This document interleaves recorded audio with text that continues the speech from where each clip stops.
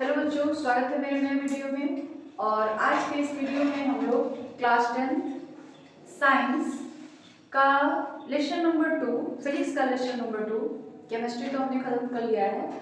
Physics का lesson number 2 जिसका नाम है मानव नेत्र और रंग बिरंगा संसार, इस चैप्टर के बारे में पढ़ेंगे। आज इस चैप्टर का फर्स्ट डे है।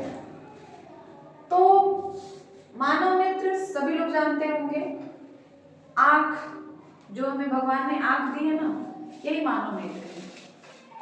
मान लीजिए अगर हमारे पास या आपके पास आंख नहीं होता तो क्या होता। आज हम लोग तरह तरह की चीजों को देख रहे हैं, हमारे आस पड़ोस जो भी घटनाएं घट रही हैं, जो भी चीजें हैं उनको हम देख रहे हैं। अगर आंखें नहीं होती तो ये हम लोग नहीं देख पाते। और सबसे बड़ी बात, आप लोग जो फ्री फायर देखते हो, मोबाइल खेलते हो, वो भी नहीं हो पाता। तो आंख हमारे लिए कितना इंपॉर्टेंट है, ठीक है।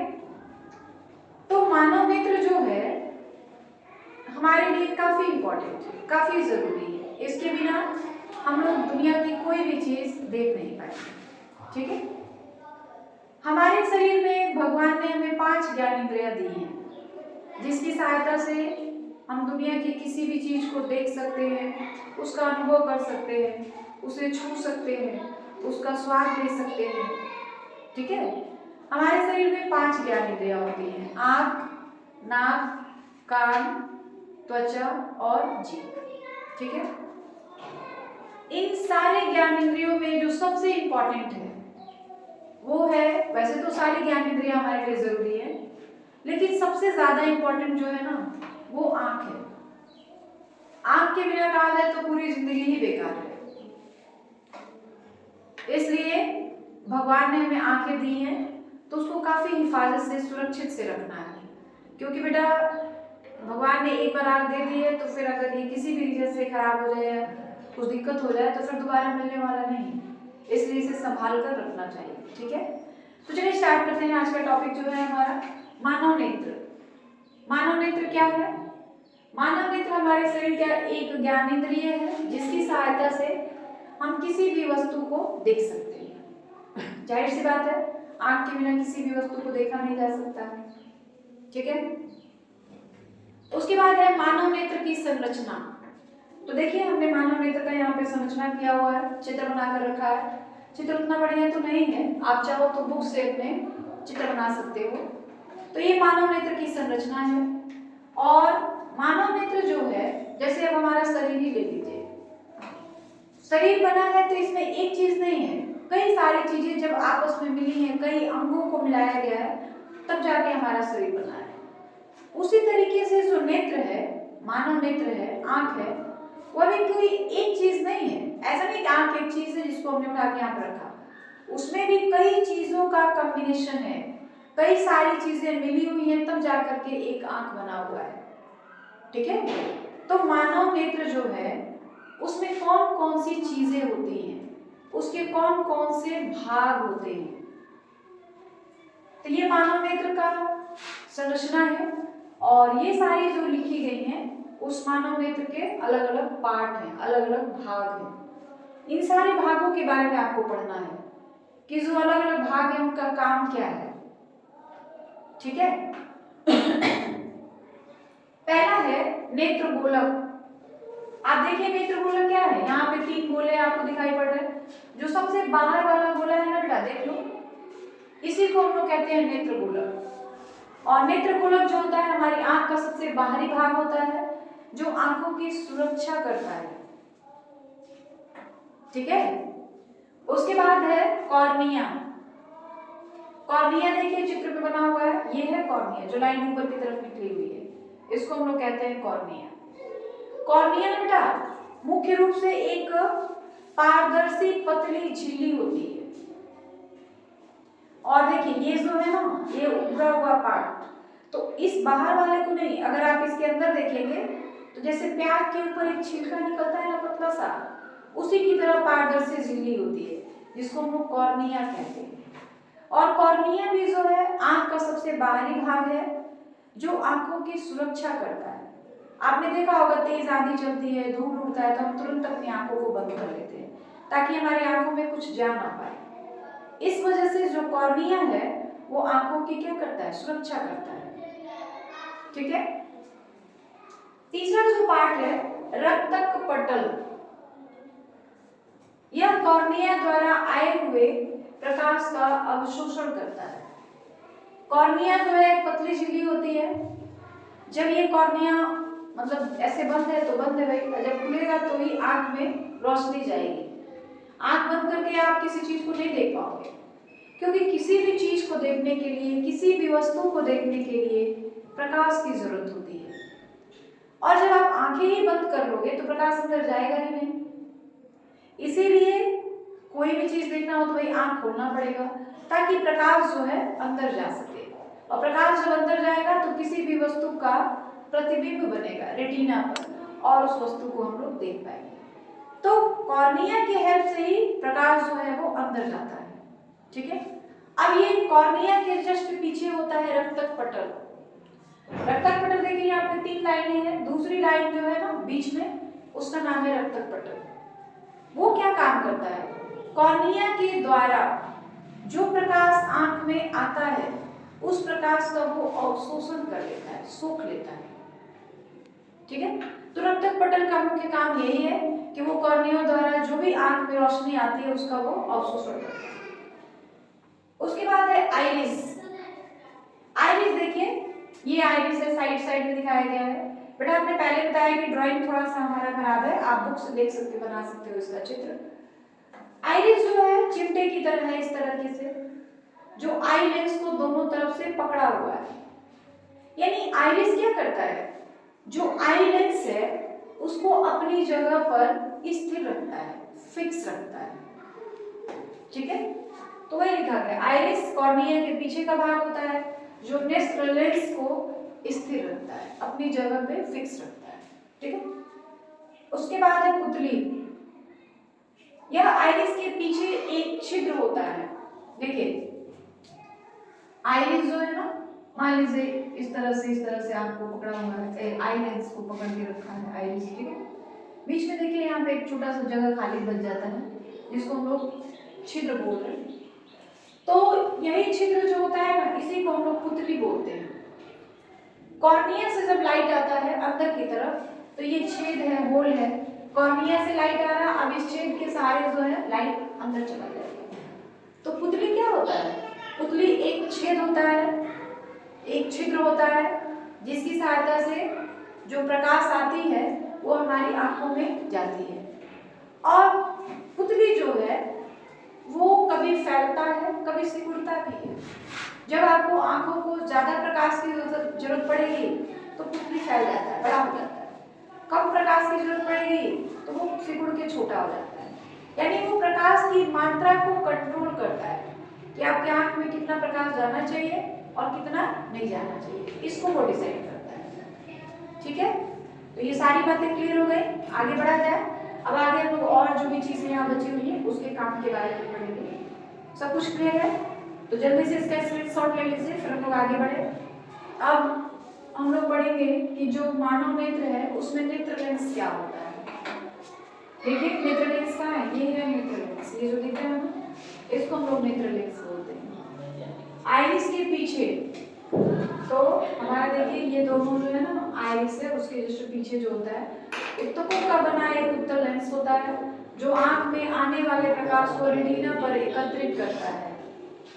नेत्र लेंस क्या करता है, आंख में इस पुतली से होता हुआ जो भी प्रकाश जाता है उसको वह एक जगह रेटिना पर ले जाकर के इकट्ठा करता है। और जब तक प्रकाश रेटिना पर एकत्रित नहीं होगा तब तक किसी वस्तु का प्रतिबिंब नहीं बनेगा। प्रतिबिंब जब तक रेटिना में नहीं बनेगा तब तक किसी भी वस्तु को हम देख नहीं पाएंगे।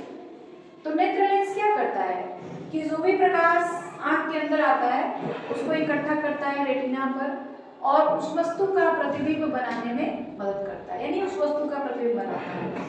अगर उस वस्तु का प्रतिबिंब रेटिना पर न बने तो फिर हम उस वस्तु को देख ही नहीं पाएंगे। तो आई लेंस का यही काम है कि वो क्या करता है, जो भी प्रकाश आता है आइरिस से होता हुआ, पुतली से होता हुआ आंख के अंदर, उसको वो रेटिना पे कन्वर्ज कराता है, जिससे उस वस्तु का उल्टा, छोटा और वास्तविक प्रतिबिंब बनता है। फिर उस प्रतिबिंब को मतलब जब प्रतिबिंब बन जाता है रेटिना पे, तभी जाके उस वस्तु को हमारी आंख देख पाती है। जब तक प्रतिबिंब नहीं बनेगा तब तक उस वस्तु को हम लोग नहीं देख पाएंगे। ठीक है ना। उसके बाद है रेटिना। देखिए रेटिना क्या है, यहाँ पे 3 लाइनें आपको दिख रही हैं। तो बाहर वाली लाइन को नेत्रपोलक, बीच वाली लाइन को रक्तक पटल और सबसे अंदर वाली लाइन को रेटिना। तो वही बताया गया है, नेत्रपोलक के पीछे और रक्तक पटल के ऊपर एक पतली झिल्ली होती है जिसे रेटिना कहते हैं। किसी भी वस्तु का छोटा, उल्टा और वास्तविक प्रतिबिंब इसी रेटिना पर बनता है। ठीक है। जब तक किसी वस्तु का प्रतिबिंब रेटिना पे नहीं बनेगा तब तक हम वस्तु को देख ही नहीं पाएंगे। उसके बाद है जलीय द्रव तथा काचाभ द्रव। दोनों ही द्रव आंखों को हेल्दी रखते हैं और प्रकाश के अपवर्तन में लेंस की सहायता करते हैं। दोनों ही द्रव है, दोनों का काम यही है कि वो आंखों को हेल्दी रखते हैं और प्रकाश के अपवर्तन में लेंस की सहायता करते हैं। उसके बाद है पीत बिंदु। रेटिना का वह भाग, देखिए ये अंदर वाली लाइन ना पूरी रेटिना है पूरा, तो सारी जगह तो वस्तु का प्रतिबिंब बनेगा नहीं। वस्तु का प्रतिबिंब किसी एक छोटे से एरिया में बनता है, रेटिना पर ही बनता है, लेकिन रेटिना जितना बड़ा है उन पूरे रेटिना पर तो प्रतिबिंब नहीं बनता है। तो जहां पर बनता है उसे हम लोग पीत बिंदु कहते हैं और जहां पे प्रतिबिंब नहीं बनता है उसे हम लोग अंध बिंदु कहते हैं। आगे बात समझ में क्लियर है सब कुछ। तो ये मानव नेत्र की संरचना थी और मानव नेत्र के जो जो भाग होते हैं उनका डिस्कशन। ठीक है। नेत्र द्वारा प्रतिबिंब का बनना हम लोगों ने कल कुछ टॉपिक्स पे डिस्कस किया था, मानव नेत्र क्या है, और आज हम पढ़ेंगे कि जो मानव नेत्र है उससे किस तरह से किसी वस्तु का प्रतिबिंब बनता है, कैसे हम लोग किसी वस्तु को देख पाते हैं। तो आपको पता होगा कि जो मानव नेत्र है उसमें रेटिना होता है, जो स्क्रीन ऑफ द आई बोला जाता है रेटिना को, और इसी रेटिना में किसी भी वस्तु का प्रतिबिंब बनता है। अगर किसी भी रीजन से, किसी भी कारण से किसी भी वस्तु का प्रतिबिंब अगर रेटिना से पहले बन जाए तब भी हम वस्तु को साफ साफ नहीं देख पाएंगे, और अगर रेटिना के बाद में बने तब भी हम वस्तु को साफ साफ नहीं देख पाएंगे।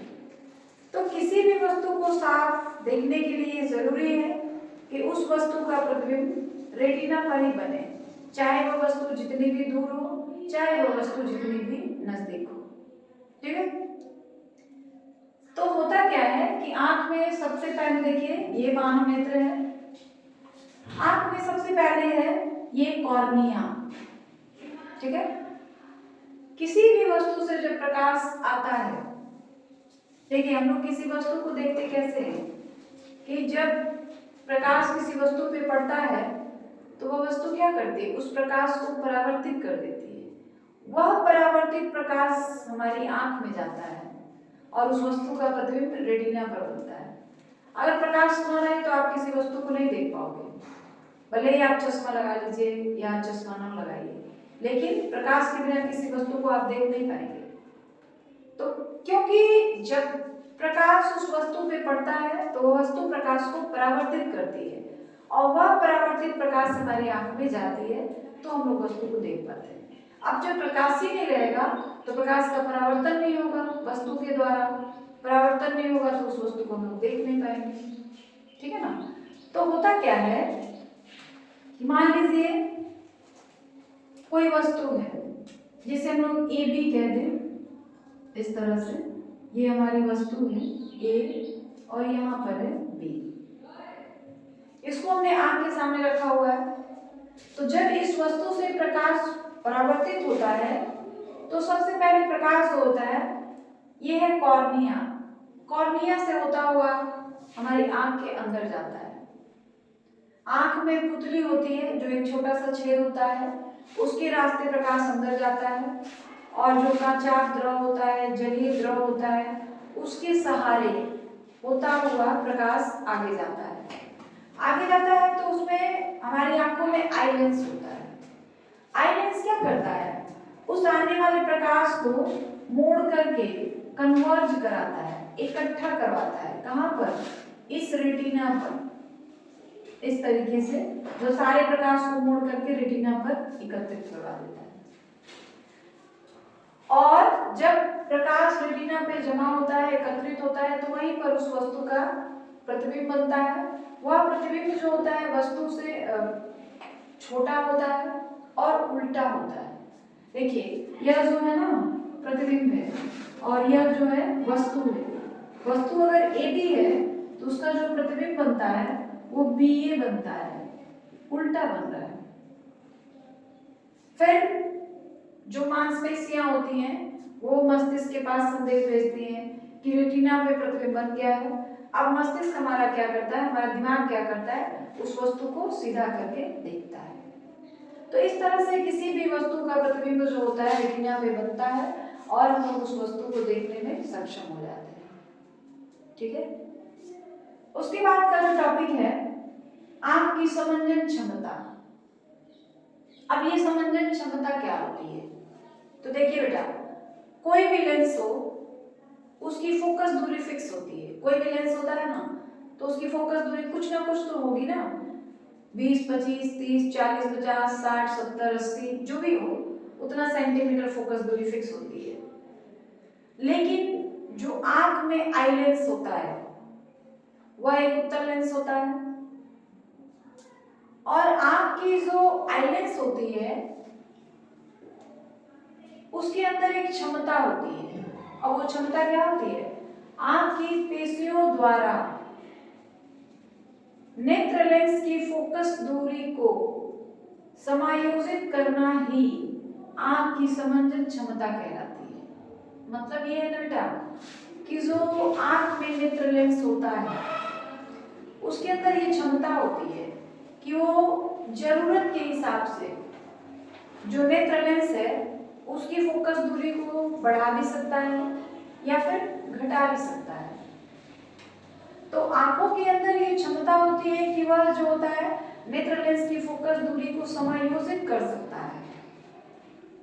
आंखों के इसी क्षमता को समंजन क्षमता कहते हैं।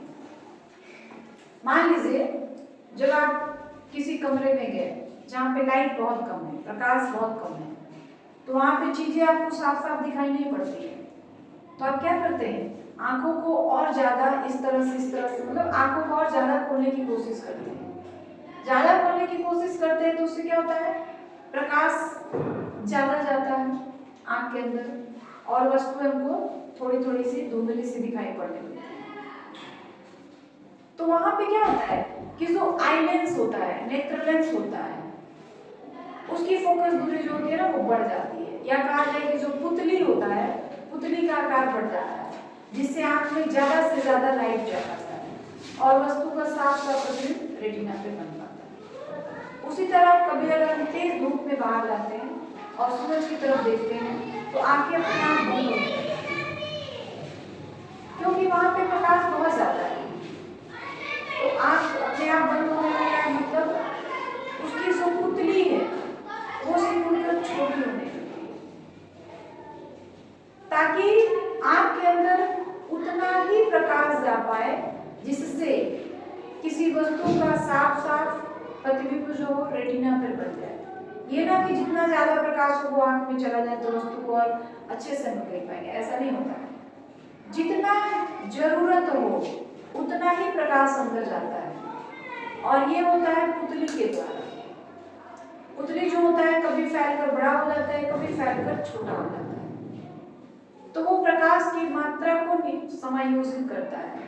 तो उसी तरीके से यहाँ पे है आंख की समंजन क्षमता। ये क्या होता है कि आंखों की जो पेशियां होती हैं या उसमें जो सिलियरी मसल्स होते हैं उसका ये काम होता है कि वो नेत्र लेंस की फोकस दूरी को समय के हिसाब से इंक्रीज भी कर सकता है, डिक्रीज भी कर सकता है, बढ़ा भी सकता है या फिर घटा भी सकता है। तो मानव नेत्र की इसी क्षमता को हम लोग आंख की समंजन क्षमता कहते हैं। ठीक है। उसके बाद है दृष्टि दोष। दृष्टि दोष क्या होता है? देखिए, जब आंखों की समंजन क्षमता धीरे धीरे कमजोर होने लगती है तब वस्तुएं साफ साफ दिखाई नहीं देती हैं। इस स्थिति में प्रतिबिंब रेटिना के आगे या पीछे बनता है। इसी को आंख का दृष्टि दोष कहते हैं। हमने आपको बताया था कि किसी भी वस्तु को साफ साफ देखने के लिए ये जरूरी है कि उसका प्रतिबिंब रेटिना पर बने। किसी भी कारण से अगर वस्तु का प्रतिबिंब रेटिना के पहले बन रहा है या रेटिना के बाद में बन रहा है तो वह वस्तु साफ साफ नहीं दिखेगी, और इसे ही हम लोग आंखों का दृष्टि दोष कहते हैं। आंखों में जो दृष्टि दोष होते हैं ना वो मुख्य रूप से 3 प्रकार के होते हैं। पहला होता है निकट दृष्टि दोष, दूसरा होता है दूर दृष्टि दोष, और तीसरा होता है जरा दृष्टि दोष। एक दोष और होता है जिसको हम लोग कहते हैं वर्णांधता। ठीक है, तो ये मुख्य रूप से 3 ही तरह के आंखों में दोष होते हैं। अब इस तीनों के बारे में हमको डिटेल में पढ़ना है। ठीक है, तो ये चीजें क्लियर हो गई आपको, तो जल्दी से इसका स्क्रीनशॉट ले लीजिए, फिर हम लोग आगे बढ़े। अब हम लोग ये जानेंगे कि जो दृष्टि दोष होते हैं, नेत्र में जो दोष होते हैं वो किस तरह से होते हैं, क्यों होते हैं और उन्हें कैसे दूर किया जाता है। ठीक है, तो मानव नेत्र का जो पहला दृष्टि दोष था वो है निकट दृष्टि दोष।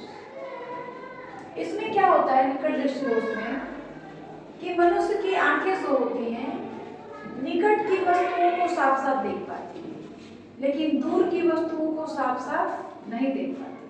दूर की वस्तुएं भी साफ दिखती हैं लेकिन क्लियर नहीं दिखती, साफ नहीं दिखती, और निकट की वस्तुएं साफ साफ दिखती हैं। ठीक है, वही लिखा गया है निकट दृष्टि दोष। निकट दृष्टि दोष मानव नेत्र का वह दोष है जिसमें मनुष्य निकट की वस्तुओं को साफ साफ देखता है लेकिन दूर की वस्तु को साफ साफ नहीं देखता। ठीक है, अब इसके कारण क्या है, क्यों ऐसा होता है? 2 कारण है में।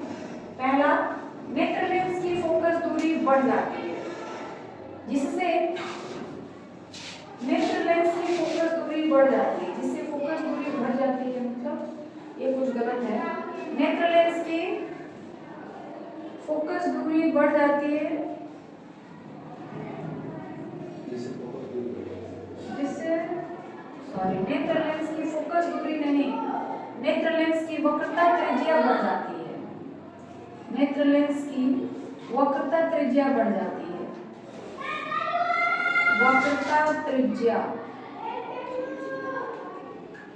बढ़ जाती है जिससे फोकस दूरी घट जाती है। ठीक है, और दूसरा क्या है कि जो नेत्र गोलक है उसकी लंबाई बढ़ जाती है।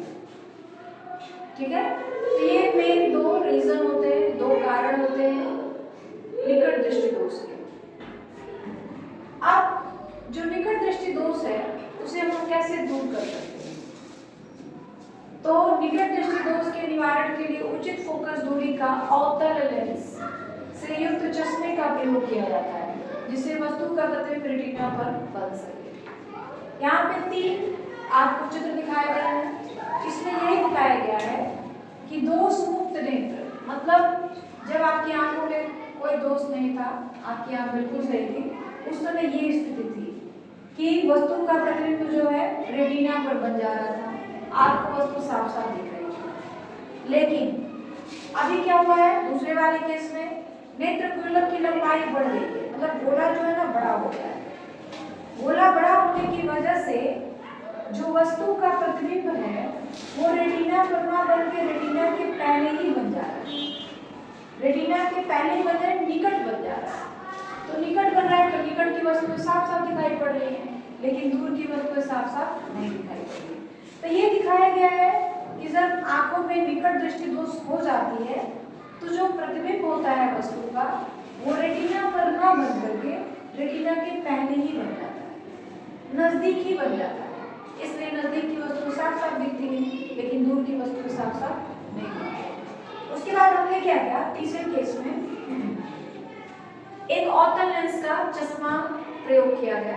तो चश्मा प्रयोग करने का मतलब है कि हम लोग एक अवतल लेंस से युक्त, मतलब एक ऐसा चश्मा पहने जिसमें अवतल लेंस लगा हो, वो हमने लगा लिया। तो जो प्रतिबिंब रेटिना के पहले बन रहा था यहाँ पर, अब वापस फिर से रेटिना पे बनने लगा। तो अब जब रेटिना पर फिर से प्रतिबिंब बनने लगेगा तो फिर से हमको वस्तुएं जो होंगी साफ साफ दिखाई पड़ने लगेगी। ठीक है, तो ये निकट दृष्टि दोष है, उसके दो कारण हैं और उसका निवारण कैसे किया जाए, उसे दूर कैसे किया जाए। तो उसके निकट दृष्टि दोष, निकट की वस्तु साफ साफ दिखती है, दूर की वस्तु साफ साफ नहीं दिखती है। उसके दो कारण, पहला वक्रता त्रिज्या बढ़ता है जिससे फोकस दूरी घट जाता है, और दूसरा है नेत्र गोलक की लंबाई बढ़ जाती है। दूर करने के उपाय क्या है? तो उचित फोकस दूरी का जो है हम लोग अवतल लेंस से युक्त चश्मे का प्रयोग करते हैं। ठीक है, तो फिर से जो प्रतिबिंब रेटिना के पहले बन जा रहा था वापस वो रेटिना पर बनने लगता है और फिर हमको वस्तुएं निकट की हो या दूर की हो साफ साफ दिखाई पड़ती है। तो ये निकट दृष्टि दोष था। क्लियर है?